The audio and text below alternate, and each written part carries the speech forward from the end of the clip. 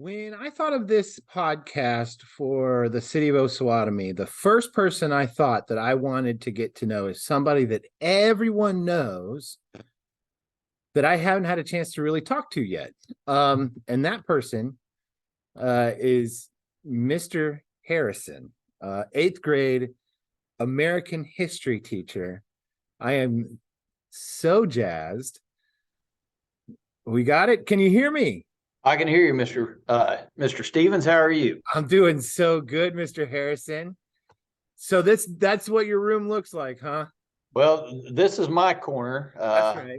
Got my calendars and phone numbers and everything here, but my room is got a lot of posters and then my whiteboard over there, and then the door over there. So this is my little square that I lived in for the last I guess 25 years. I guess I've been in this room for 25. So Wow. So you had the same room, same office for 25. That's 25 sets of kids that you have seen in that room. And I started out in the room down by the old office where the original front door was. And I was in that room for 1 year. And then they decided to team up all the eighth grade teachers together. So they moved me from that far end of the building to this end of the building. So, oh man.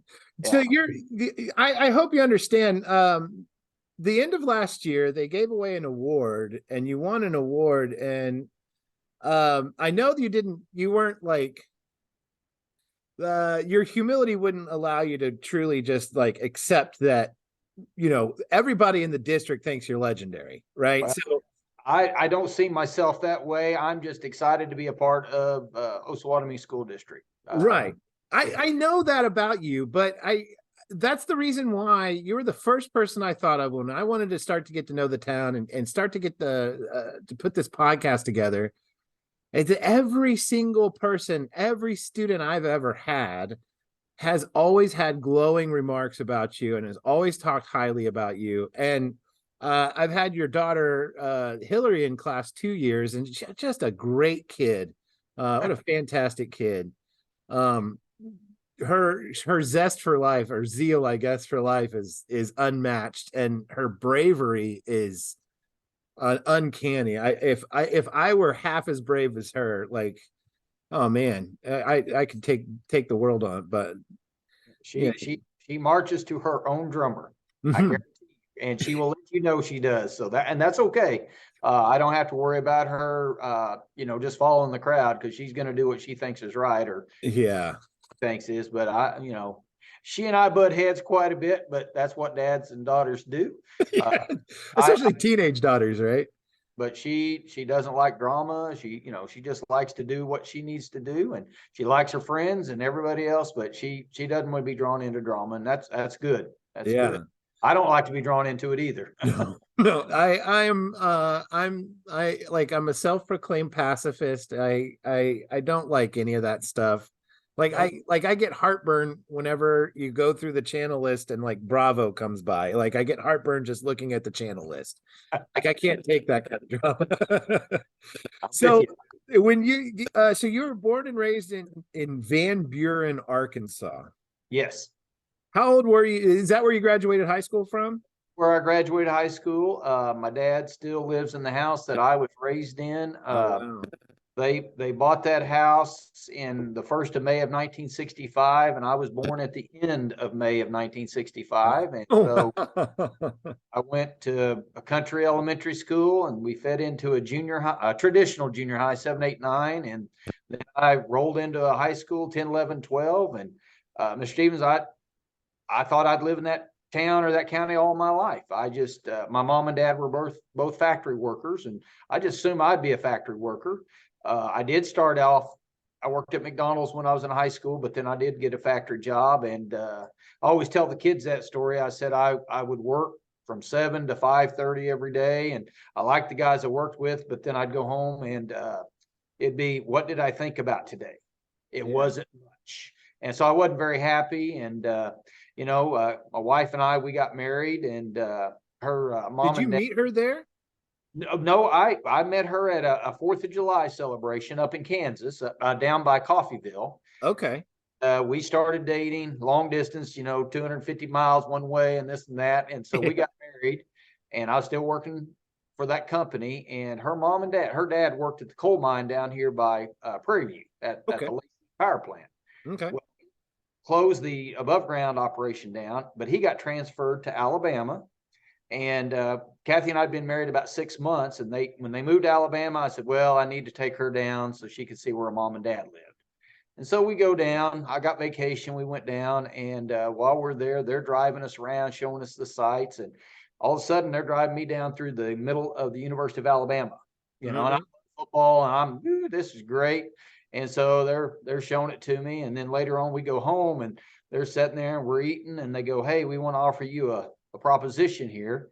If you will move down here, we will help you go back to college." Because I'd said I'd like to try something else, go to school, but I wouldn't have. And so they said, "We will let you live with us. We'll get you established, and we'll get you going."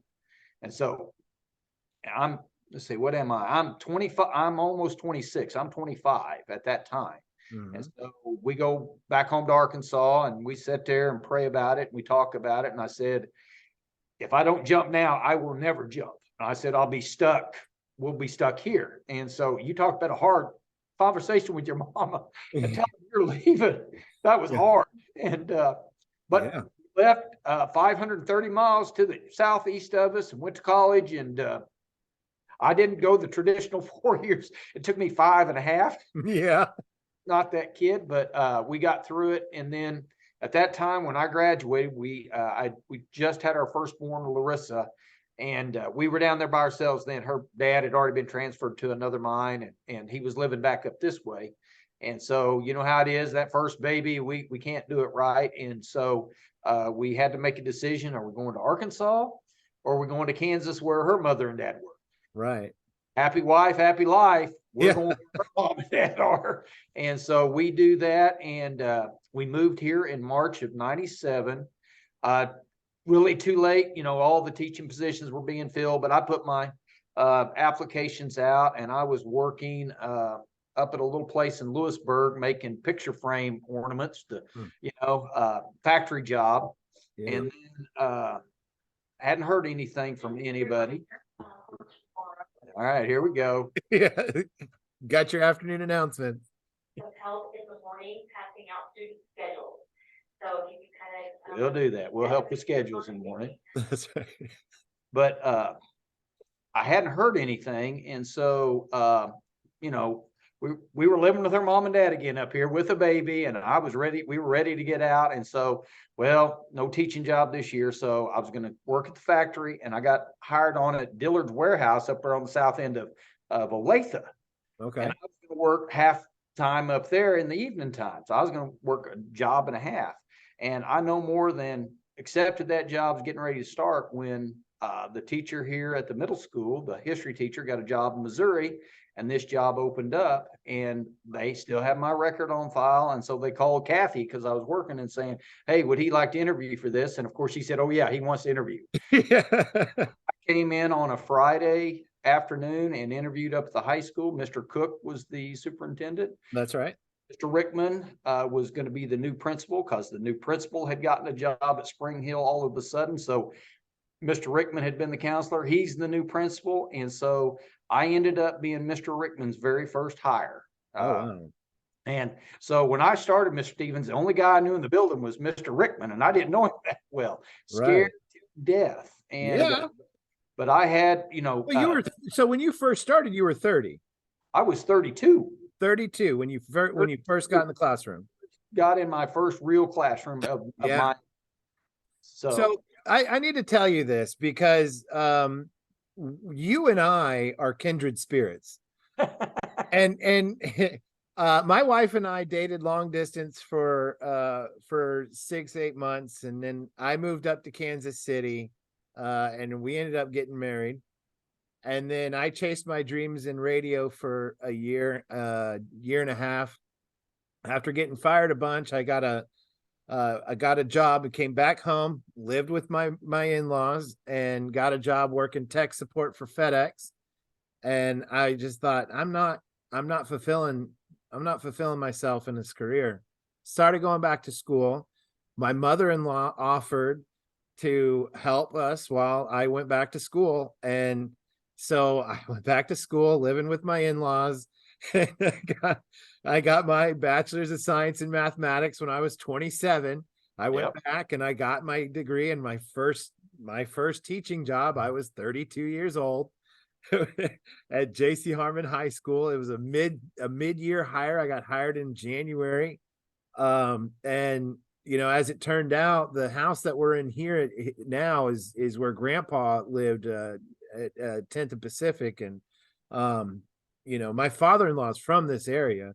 So he's from this town. He graduated in 75. So you and I don't call us late bloomers, but the collegiate term is non-traditional student. Very non-traditional. That's right. And our road to getting into education might not look the same as some other people, but if I turn out to be 1/100th of the teacher you are, I'm gonna say that I'm a huge success. So I appreciate our parallels as far as that goes. Now in your family, I'm the first in my mom, dad, sisters. I'm the first one to ever graduate college. Oh wow, I'm the last. Yeah. Everybody, my dad got his chemical engineering degree and a master's in theology at the Dallas Seminary. My mom got an early education degree from Louisiana Tech. My sister's got a nursing degree from Texas A&M. My brother got an advertising degree from the University of Texas. And I dropped out of college 3 times and got kicked up and beat up. Yeah, exactly.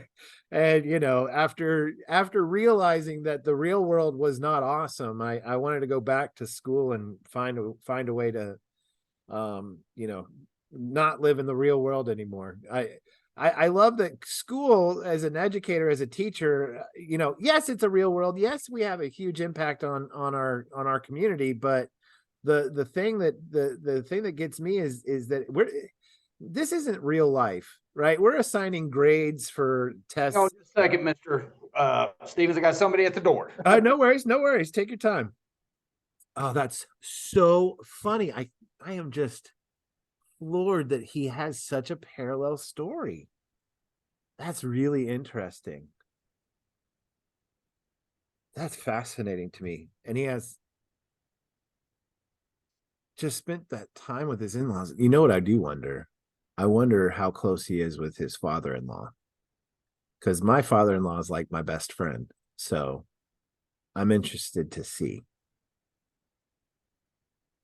You know, when you talk to some of the most popular kids in school, they're busy, you know.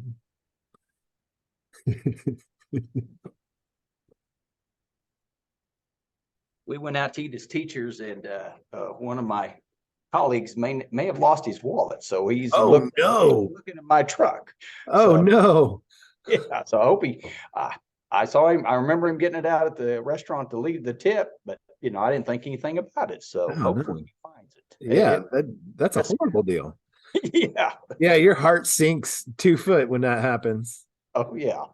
Like if I pat myself down when I leave the house and I don't have my phone, I immediately start panicking. My wallet is same. Yeah. So you spent time living with your in-laws and going to school, and after school coming up to Kansas City area, you living with your in-laws. How's the relationship with your father-in-law? Oh, just wonderful. Couldn't ask for a better set of in-laws. You know, they've treated me like a son. You know, very good, of course, to the grandkids and spoiled them and all that. But no, they're the first, you know, if you need help, they're the first ones to show up. I don't know, you know, he's one of them guys. He's probably one of the smartest individuals I've ever met as far as he can do anything. You know, he grew up as a farm kid. He learned how to work sheet metal. He's diesel mechanics. Right. Construction. He's not afraid to tackle anything. And so if there's something wrong with the car, take it to him. If something built, he usually builds it and everything. But no, there's no more resourceful human being than a Kansas farm kid. Yeah, I say Kansas farm kid, but like any farm kid, there's not a more resourceful person in the world. I've always had a massive amount of respect for those people that can, fix an excavator, or retread a caterpillar, or whatever. Like those guys can do anything. yeah, yeah. That's amazing. So what life lessons do you think you got from your father-in-law? Like, did he help you with that transition of your mid-20s to your 30s? And or what kind of life lessons do you think you got from your father-in-law? Oh, his big deal is, just watching his work ethic. You get to work 30 minutes early. It's better to be 30 minutes early than 5 minutes late. Yeah. Do your job, be faithful that way. Sacrifice everything for the family. He's worked construction all of his life. Kathy, I grew up in I grew up in my house. It's still there. I don't know how many times Kathy moved as a kid, following construction worker. Right. And everything. But, he's just, he's just one of those good guys that he's worked hard all of his life, and he's got a great sense of humor. He's usually in a pretty good mood. If he's upset, somebody has pushed his buttons. I mean, it takes a long time to get there, because he's pretty even going, and he's just a funny guy. He's just a really, really good guy. First time I met him, Kathy and I were meeting to go canoeing, and her family was going to be there. First time I was going to meet them. And as I'm driving in with my family, and I see this guy walking in a pair of shorts with a pair of long handle underwear underneath the shorts. The busiest guy. I love this. This is cracking me up. And so I laughed. I was in the car and I was laughing. Well, my future mother-in-law, which I didn't know her at the time, she saw me laugh and she said, "I knew who you were." I had hair back then, Mr. Steve. Yeah. And she said, "Little did you know that would be your father-in-law walking around in long underwear in shorts in July." But I understood his reasoning. He never got out in the sun, so he didn't want a sunburn. So he's wearing what he thought would be all right. So, right. But it doesn't bother him. I mean, he is who he is, and he's comfortable in his skin, and that's what I like about him. Well, your daughter definitely got that from him. Oh yeah, her and Grandpa pretty tight. Yeah, thick as thieves. That's funny. That's hilarious. So, you've been at the Osawatomie Middle School now, teaching 8th grade for 26 years. Yes. Can you just think about some of the experiences that you've had, some of the times that you've had? What stands out or strikes you as a memorable experience that taught you how to be a better educator? So like what kind of things have helped you really like work on your craft? Like have there been any students, or have there been any other teachers that you followed? What kind of things are you thinking about whenever you think about trying to become a better educator? Well, I've been fortunate, not only to be a teacher, but they get you involved in coaching, as if you're so led to do so. And so I've, the mentor that I had was a guy named Dave French, who worked here forever, and he's worked at the Ozone. Now he's painting houses. That guy, he's always got to stay busy. Yeah. He was a great encouragement. He was a history teacher before he became a PE teacher. He had all kinds of different hats he wore. But, just talking about, trying to relate everything to the kids. And then Coach Madden, of course, up at the high school still, just watching him work with kids, get them where they're at, make them understand that you care, you're concerned about them, and then they're going to, they'll follow you whether they like history or not, because they know you care about them, and they'll listen and be respectful for the most part. I know my 9/11 class was a big thing, to see them make the connection to America like they did in the hurt and all that. And I've got Jess Jones here on the other side here. She was in my class that day that happened. Really?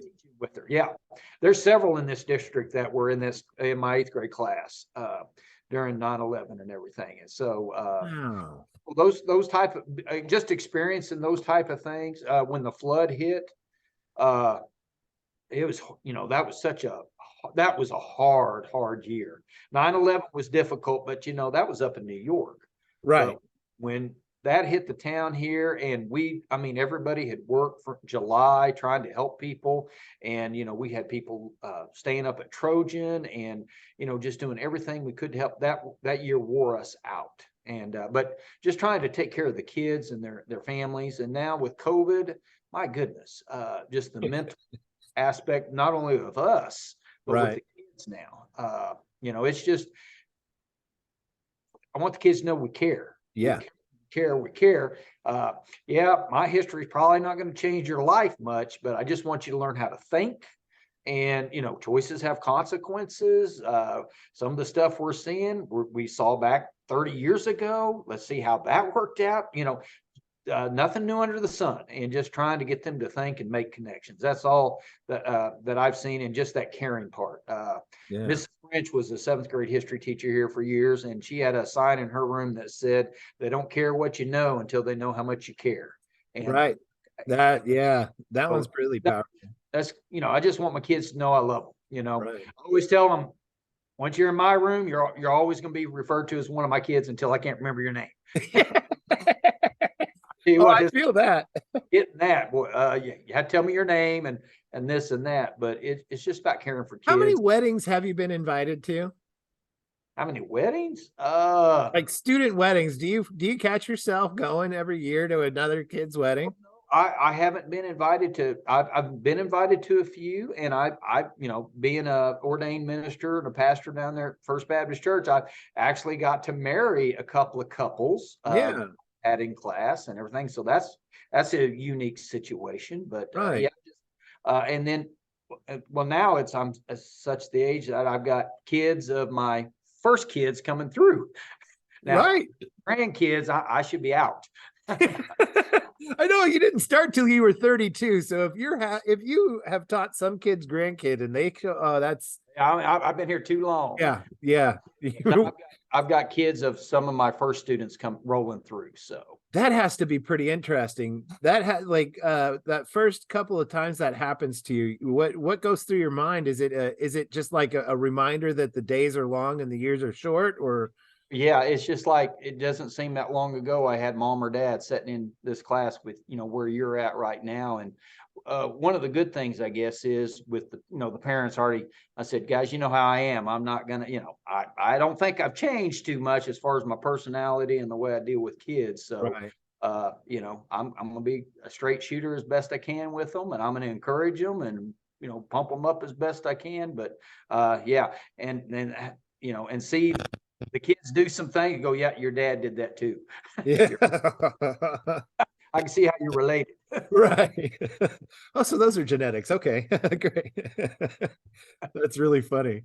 No, you definitely strike me as a man of integrity and somebody who really puts an emphasis on being true to yourself and being honest with the kids that you work with. So I could only imagine if they, one of those kids goes home to their parents and says, well, Mr. Harrison said that, and the parent would just see right through it, I hope. I know, I hope the parents know they, come call me, come see me, whatever, we'll talk about it. I make mistakes or whatever, but I'll try, always to err on the side of the kid and everything. I've had some kids that, when they were in 8th grade, they didn't like me, and they, and they gave me fits. But years later, I've had just a couple instances where I've gotten letters from them, and they've said, Mr. Harrison, I understand now what you were trying to do. Thank you so much. And I apologize for, being so rough in class. I said, you're doing better now, so we're good. Yeah, I'm fingers crossed. I hope that happens. Yeah. You don't ever want to give up on a kid ever. But, when a kid pushes you away and says no every single day for a whole entire school year, it's tough. You can only get rejected so many times from a student before you have to start looking internally, like what other way can I reach this student? And I've only had that happen twice. I've only had 2 kids actively give up. And it's so interesting when that happens. Like you're right up until the last day of school trying to pull this kid aside and work with them and build that relationship and try. And all you could do is try. Have you ever had a kid just actively give up on you before? Well, I've had some that, like you said, they just, I'm here, I'm just sitting here, what, you're not important to me and everything. But for the most part, I think some of them, if not in high school, when I'm up at games, they'll come up and talk to me. But I had one out of my first class that, man, that kid, we didn't jive, and I was doing everything I could. And I thought, well, that kid, he doesn't like me. But years later, I was somewhere and he come up and I knew who he was. And I said, hello, and how are you? And he just talked to me so nice and he smiled and this and that. Kathy, I said, I think he kind of likes me now. And I've had his daughter in class and she was a sweetheart. Oh, that's good. But it was tough. I thought, oh, this kid, but he, as an adult, he speaks to me very cordial. He smiles and we joke and everything. So I'm glad that is like that. But that's when I was still really cutting teeth as a teacher and everything. I tried to be nice to him and do what I thought I was supposed to do, but he thought I was not doing him right. So. Right.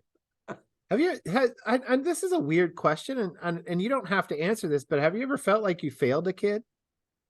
Not like as in grades, not like I assigned him a 40%, but where you couldn't reach a kid, or you just where like you feel like you might have failed? You sometimes, like I said, always looking for a way to make that connection. And I've come across some of those students that no matter what I did, they weren't having any of it. Right. It just breaks your heart. And right. I'm going to treat you nice. I'm going to be me. And I'm not going to do anything to, push your buttons too much or whatever. But you just feel like, wow. And I always tell them, when we start the year, I said, we only get, if we go all 176 days, I said, this is our time. And I said, if you miss, if you're sick, you're gone. I said, we don't get these days back. I said, then you're going to roll on. And I said, this is our time. And I said, I really value it. And I hope that you value it. And, it makes both of us better people. But it's tough. It breaks your heart when you think about those kids. Yeah. I'm sorry for being such a Debbie Downer about it all. It's part of teaching. It is. It really is. And it's something I think that I don't think we address enough. Like when it happens, it's not that you're a bad teacher. It's not that, you're, failing the kid whenever you've done everything you possibly can. It just feels like you failed a kid. And it's good to know that, sometimes that kid will come back and say hi, and sometimes that kid will have a kid in your class one day.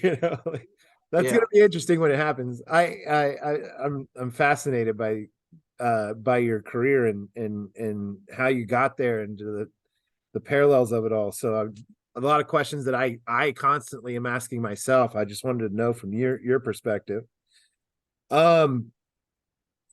This is really interesting. So I asked your wife, Miss Kathy, I said, what's something about Mr. Harrison that no one really knows, but everybody should know? And she said, well, everybody knows it, but he has a huge heart and he loves his students. Everyone knows he's a Hog fan first and a Bama fan second, and he's a big, big Kansas City Chiefs fan. Yep. Oh, you're still a Hog, even though you graduated from Alabama. Roll Tide. Yeah. You got your Alabama elephant stomp right there behind you. Yep. But you're still a Hog fan first, huh? Oh yeah. Well, the opportunity to go to college was in Alabama. If it had happened to Arkansas, it'd been great. But the opportunity was Alabama, and I told the kids, sometimes you don't get your first or second choice, but you get a choice, take it. And so I did. Hagan Page, he's a big Alabama fan. Yes, he is. Mom went down there, and he come back, Mr. Harrison, you want some of this Alabama stuff? I said, whatever you want to give me. And so I always put that up to remind me of my school, and I got where I walked across the stage and got my diploma and everything. But let me show you my hog. Yeah, please. I just set this up this year. So here, let's go here. This is exciting. I had Logan Alarcon. He found a picture of War Memorial Stadium where the Hogs play when they play in Little Rock and everything. So let me show you this. Oh, wow. So this is my I got the picture War Memorial that found a garage sale here in Osawatomie. And then Larissa, my oldest daughter, got me a cutout version of the Razorback Stadium at Fayetteville. And then back when Barry Foster played for the Razorbacks before it became a Steeler, that was his jersey. And then let's see here. A student named Michael Fields made this in art class down here for me years ago. I don't know how he's grown. He's working for the city. Yeah. My mom got me this pig bank and everything. And then I got my Razorback Road street sign up there. There you go. You are. The old saying is root hog or die. So I was raised down there, and so I mean, yeah, my mom, dad, we all just went crazy. That is awesome. What was that kid? That Brandon Burlsworth, when he was killed in that car wreck. That movie Greater and stuff, just looking at the character of that kid and tied into the University of Arkansas, that was just huge. But I really want to see.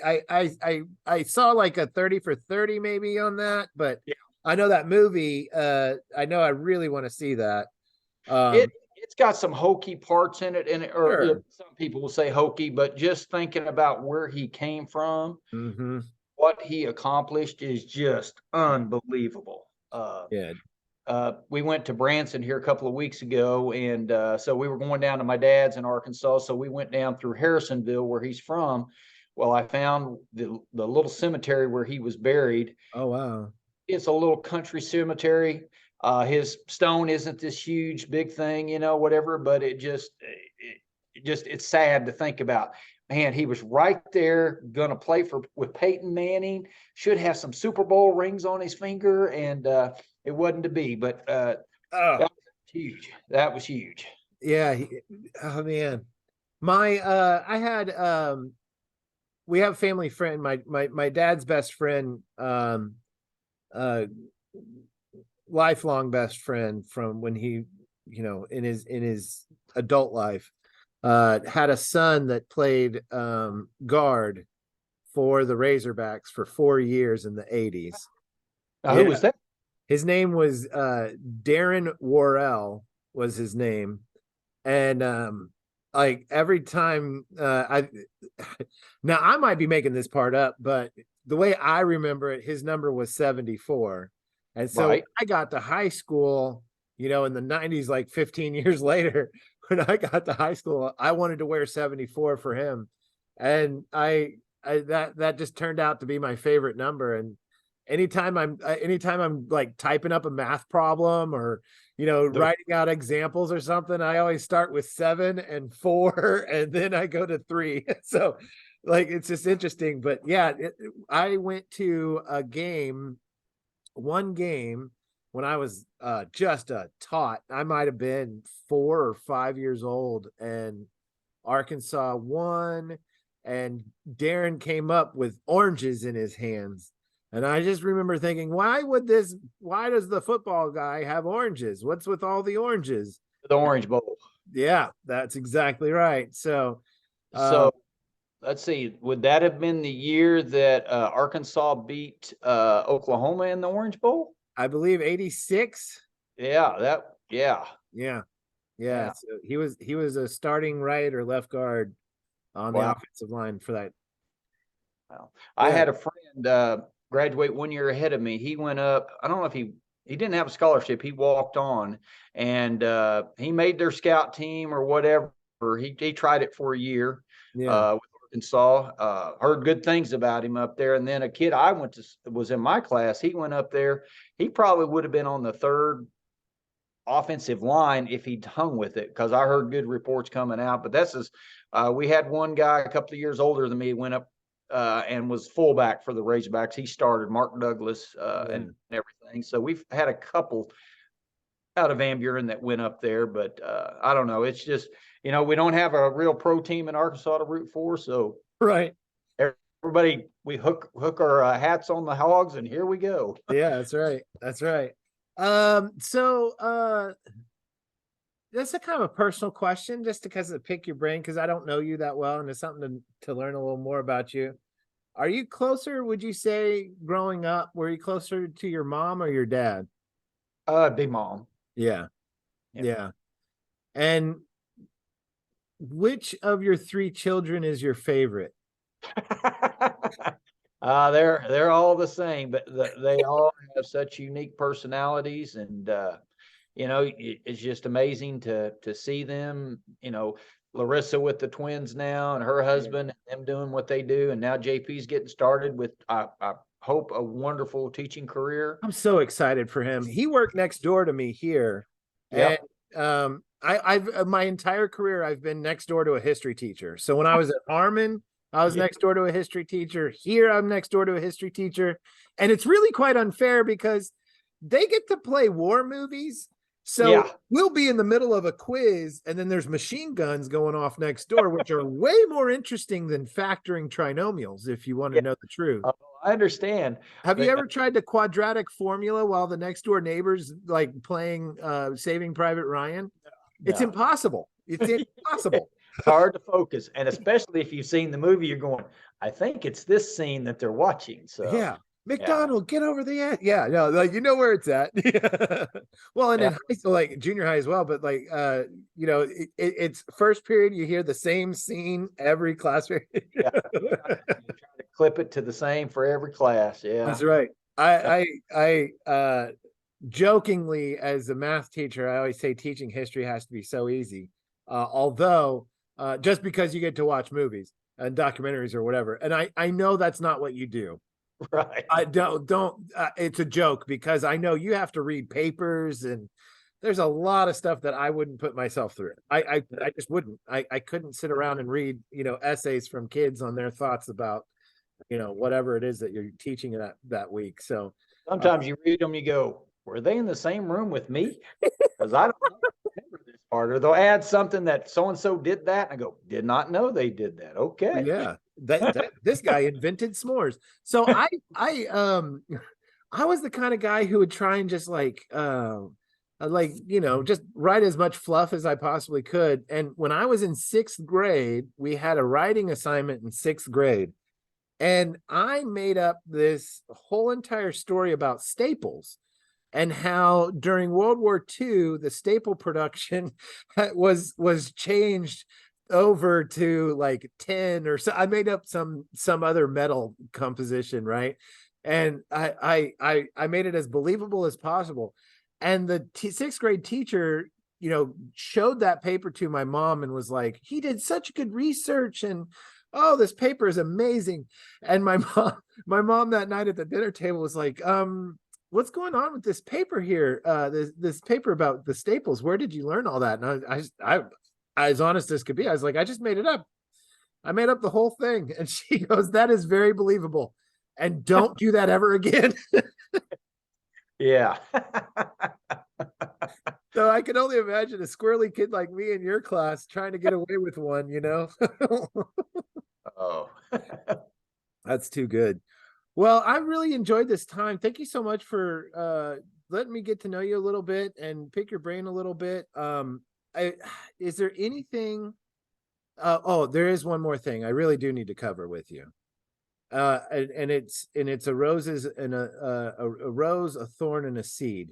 So a rose is the best thing, the thorn is the worst thing, and the seed is something that you've learned. And I know it's been 26 years, and I know it's been a long time, but can you try and come up with something that would tell us or me, what is the best thing about teaching over the last 26 years? What's the worst thing over the last 26 years? And what is something that you've learned in the last 26 years? The best thing is always just every year I get to create, like there's 74 of these 8th graders coming in this year. I get 74 new relationships. Plus I start to learn the 7th graders and the 6th graders, and, you know, start to develop relationships there. So that's the best. You know, I always think if I just had over 26 years, if I didn't have 100 kids in every class, you know, that'd be 2,600 kids. Right. So I'm thinking probably I've had 2,200 kids come through my classroom at some point. Yeah. And I would never have dreamed that I would have that many people that I know and relationships I can say hi to or whatever at Walmart and everything like that. So that's the best. The thorn is the kids dying before their time. Yeah. You know, I sit there and I think back about kids that so far nothing's happened while we've been in school. That's Right. been a blessing, but you know, just car wrecks and different things that have happened, and that breaks my heart. Yeah. And see, it is just don't give up on kids. Schools get a bad rap, kids get a bad rap. And I always tell the kids, I said, people that don't have kids in school, they think you're monsters. Yeah. Don't give them ammo. Don't go out there and do stupid stuff. But this is the future of America. And so people are bailing out of education. I understand there's pressures or whatever, but if you and I don't stay in the trenches, who's going to get these kids somewhat ready to go? Because, hey, in 4 years, these 8th graders are going to be getting ready to graduate and they're moving on. And, you know, you and I are getting older. I always say, who's going to be working in the nursing home that I'm in? You know, I hope it's somebody that I liked and they like me. So I don't know. What's the big takeaway? What's the big learning? What's the seed? What did you learn in the last 26 years? What's your big takeaway? Kids are kids, people are people. Just if you're nice, for the most part, people are going to be nice and they're going to work with you. That's the big seed is don't give up. Don't give up. Like you said, I've had hard years. There have been hard classes and it would have been easy. Well, I'm out of here. Just stick with it. Just stick with it. And know, you know, it's just like that guy the other day, know that you make a difference. I hope I'm making a difference. You know, they may not remember anything history, but I hope as a person that I am making. Well, I can tell you have an immediate impact because I have usually one class of freshmen or maybe two and then sophomores, and they still talk about you. Oh yeah, we did that in Mr. Harrison's class, or you know, I just one of the best stories ever is you know, your daughter. I'm not going to tell the whole story because I don't want to embarrass her too much because I've already embarrassed her enough. But with Hillary doesn't know like a super common thing in history, and I'm like, you got to be kidding me. So I emailed you up immediately, and you know, just like it's funny because you know, you do have an impact on these kids, and you do they see it, and I see the impact that you have on them, and I appreciate it because what you're giving me to work with is awesome. And so even though it's not a math teacher, right, like you're not teaching them math, but what you are teaching them is how to be a better human. And that's ultimately what we're all working at, is we're trying to help our community the best way we possibly can. And I absolutely love that you put your roots in this town and you've left your mark on this town in a big way. That's a quarter century. So like, you know, you've done a really good job of impacting this community in a big positive way. So I appreciate that about you. Well, the school district and this community has been just wonderful and a blessing to my family, and yeah, they've given more than I've ever given. So it's been wonderful. So had our ups and downs, but I've had more ups than downs. So it's all good. I love it. I absolutely love it. Thank you so much for letting me get to know you a little bit. I really appreciate it. And I look forward to working with you, you know, in the years to come. All right. And hey, have a good school year. Yes, you do the same. We get kids tomorrow. It's happening. Here they come. Let's get started. That's right. Have a great night. Have a good year. Mr. Stevens. Bye. All right. Thank you, Mr. Harrison.